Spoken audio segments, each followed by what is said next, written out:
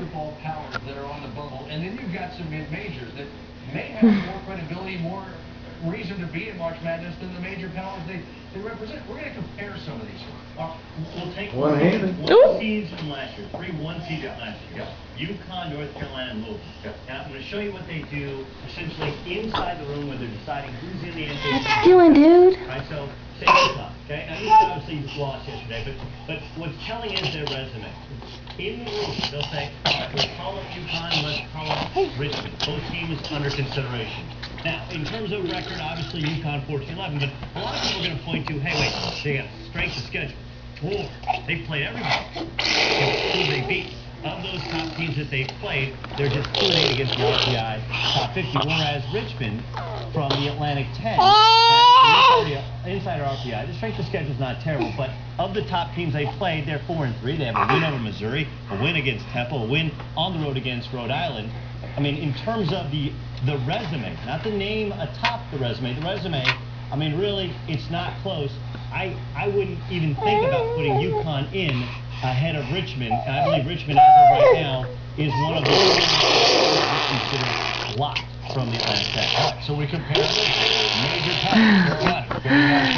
Dexter. You have Old Dominion, of course, small, mid-major. What are we looking at here? This is Roy Williams has said, how can it get any lower? Missing the dance is how it may get lower. They did have a 2 good wins in the non-conference. Okay, they beat Mississippi, Ohio State, lost to College of Charleston. They've only lost 4 home games in conference play, and so even though they have a high strength of schedule, just 3 top 50 against those same like games, 4-3, and Old Dominion beat Georgia. What are you doing? Beat them on campus.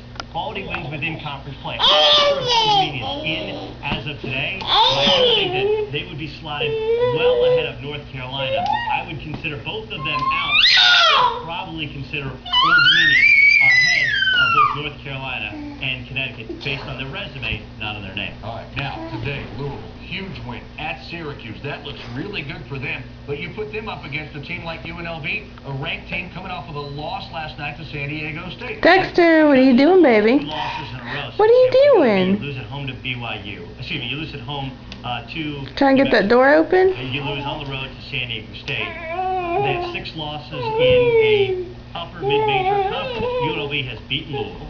Okay, Louisville has nothing out of conference to stand on. Lost to Charlotte, lost to Western Carolina. All they have on their resume is you can get caught up in and say that's a good win. That's a great win. They were also blown out by St. John's in the Garden and 2-6 against the RPI top 50. Now they still have a potential to do something because